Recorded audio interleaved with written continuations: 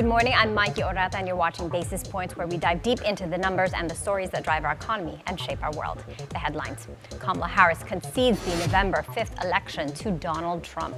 Big tech leaders also extend their congratulations to the president-elect for this historic return to the White House. Following Trump's election victory, U.S. stocks soar to record highs, while European markets see declines. The Philippines reports its largest trade deficit in 20 months, with agricultural output in the third quarter also taking a sharp dip.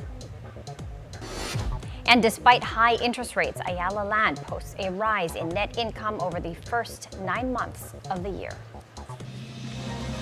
First, a look at the financial markets. U.S. stocks rally to record highs on the back of Donald Trump's stunning election victory. Investors are expecting lower taxes, deregulation, and a U.S. president who has no qualms weighing in on everything. The Dow Jones was the biggest gainer on Wednesday, surging 3.6%. It's historic. We are looking at the biggest up move in the Dow in about 2 years. We're up close to 1,500 points. And the Dow's actually beating the S&P and the NASDAQ, which are both having big days as well. And the big winner, small cap stocks, up over 5%. So clearly, the stock market is loving the Donald Trump win. However, the bond market, not so much. Bonds are selling off. On the other hand, markets in Europe ended lower on fears of potential import tariffs under Trump's presidency. Here in the Asia-Pacific, markets are trading mixed as investors digest the results of the U.S. elections. Japan's Nikkei 225 is up 0.4%, while the Kospi is down 0.6%. Australia's S&P ASX 200 also opens lower, down by 0.4%. Now, Kamala Harris formally concedes the presidential race to Donald Trump. In a speech at Howard University, the vice president and Democratic candidate announced that she has spoken to her rival and congratulated Trump on his election victory. Harris urged her supporters to accept the outcome and turn their focus to the future.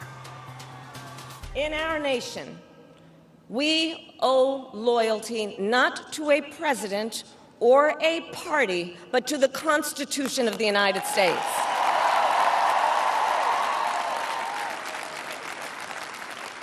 And loyalty to our conscience and to our God.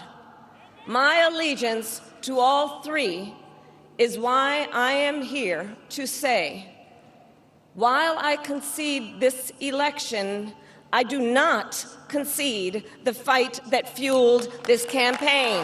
This is not a time to throw up our hands. This is a time to roll up our sleeves. This is a time to organize, to mobilize, and to stay engaged for the sake of freedom and justice and the future that we all know we can build together. The White House confirms that President Joe Biden has also called to congratulate Trump.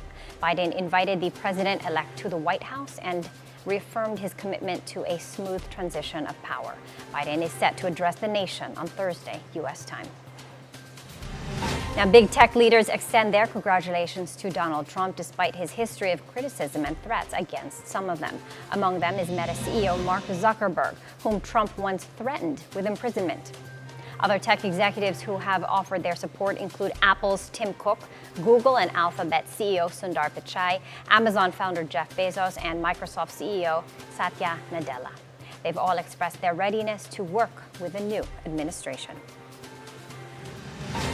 The country's economic growth data for the third quarter will be released at 10 a.m. today. Economists expect GDP to have slowed to 5.7% due to tempered household spending.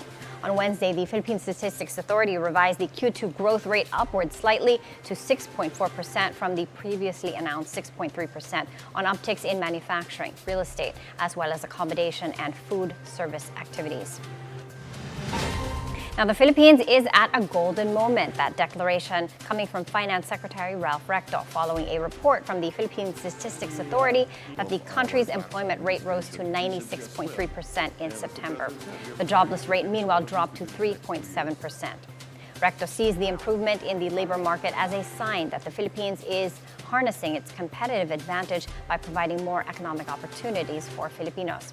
As the holiday season approaches, Recto says that they expect more employment available, particularly in retail trade, as well as accommodation and food services. On another front, the Philippines sees its largest trade deficit in 20 months. Data from the Philippine Statistics Authority shows the trade gap in September reached $5.1 billion, a 43% increase from the $3.4 billion shortfall recorded in the same month last year. This latest figure is also 16% higher than the deficit in August. The widening deficit comes as exports declined while imports rose. The U.S. remains as the Philippines' top export destination, accounting for $1.1 billion or 17% of total exports. Now, the country's agricultural output also plunges, recording its steepest decline in nearly 4 years. Production fell by 3.7% in the third quarter, much worse than the drop of 0.2% in the same period last year. In the first 9 months, output shrank by 2.2%, which is a reversal from the growth of 0.2% a year ago. The Agriculture Department attributes the lower farm production to the adverse weather conditions and to the impact of African swine fever. Senate Minority Leader Coco Pimentel seeks a probe into a 50-year lease contract between the government-owned Center for International Trade, Expositions and Mission, or CITEM, and the Philippine Exporters Confederation. Pimentel reveals CITEM has allowed PhilExport to lease 4.9 hectares of prime property in Pasay City at a rate of 1,000 pesos per year. The senator describes the deal as grossly disadvantageous to the government. Pimentel adds that the prime lot is not creating reasonable revenues, which should and could have been used for CITEM's operations. The lease contract was entered into in 1996 by then Trade Secretary Rizalino Navarro. We're taking a quick break. Please stay with us as we dive deep into the numbers and the narratives that matter most to your bottom line.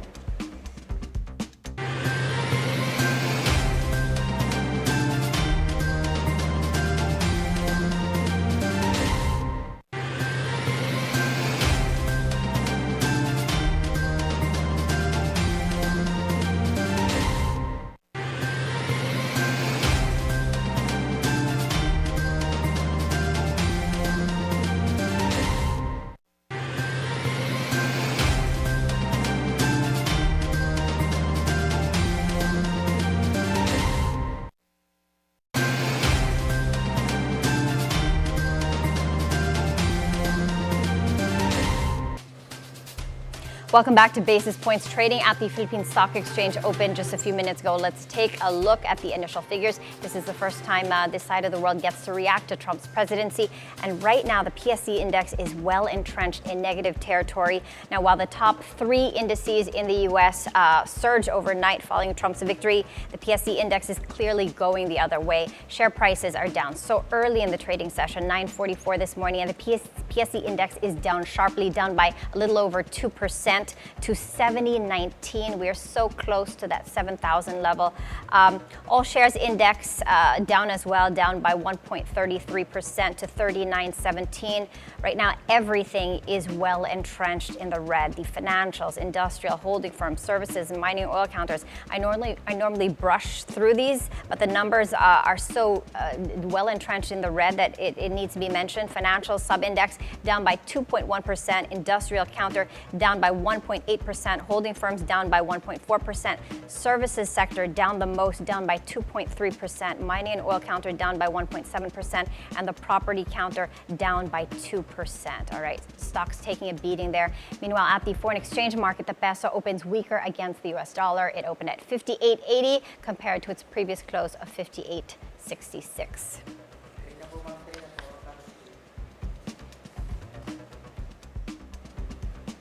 Now, to help us make sense of these numbers, we're joined on the line by the head of sales at Regina Capital, Luis Liblingan. Luis, it's good to have you with us. You can help us understand what's going on. In the U.S., stocks rallied on account of Trump's win. Here in the Philippines, we're going in the opposite direction. What's your take on the situation? Yes, good morning, Mikey. Thank you for having me today. It's quite eventful, no, the last 2 days. But I think it's just a lot of speculation at this point as to what we think is going to be the effect of a Trump administration. Well, I just like to point out to investors that it's not the first time we've seen this because he did serve from 2016 to 2020. So I'm also trying to make sense of why there's a lot of this selling. People are pointing out that maybe it's effect of what they immediately see is that one of the policies that the future Trump administration wants to enact is across the board tariff increase of 10 to 20%, and then there's one specifically targeted to China of at least 60%. So we don't know if this how soon and the full extent of this, but I think we think that a lot of the reaction to the selling is because of what they're seeing with regards to trade. Mm-hmm. The interesting thing about Trump is that this is 2.0. We had a glimpse of what a Trump presidency was like. In what ways do you think this presidency will be any different from his first salvo? Well, I think the future Trump administration wants to make it clear that I think they want to focus more on the U.S. And I'm not sure exactly on what in the priority is trade, but at least for the American citizens, I think it's more about fiscal policy.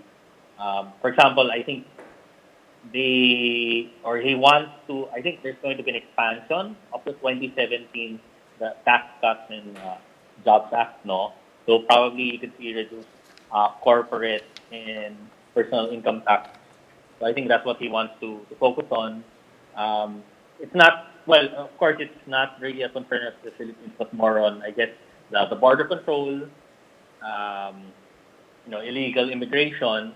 So I'm not sure what is going to be his priorities on the list when he sits down. But I think in terms of us, the Philippines and the market is concerned, we're really focused on the trading impact. Given that I think out of last year we traded 100 billion worth of exports. I think around 10 to 12% found its way into the U.S.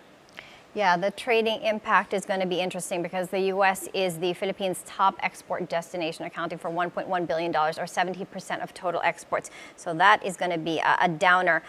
What is your take on the short to medium term outlook for the PSE index on account of Trump's victory? Today, we're well entrenched in the red. Do you see this trend, what we're seeing today, do you expect it to continue over the short to medium term?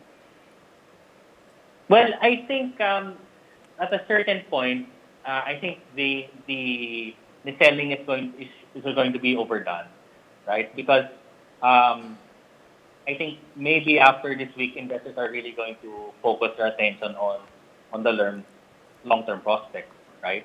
For example, today, I think it's already overshadowing the fact that they're going to release the third quarter GDP, and everyone is hoping that's going to, it's still going to be we're seeing at least 6%, no.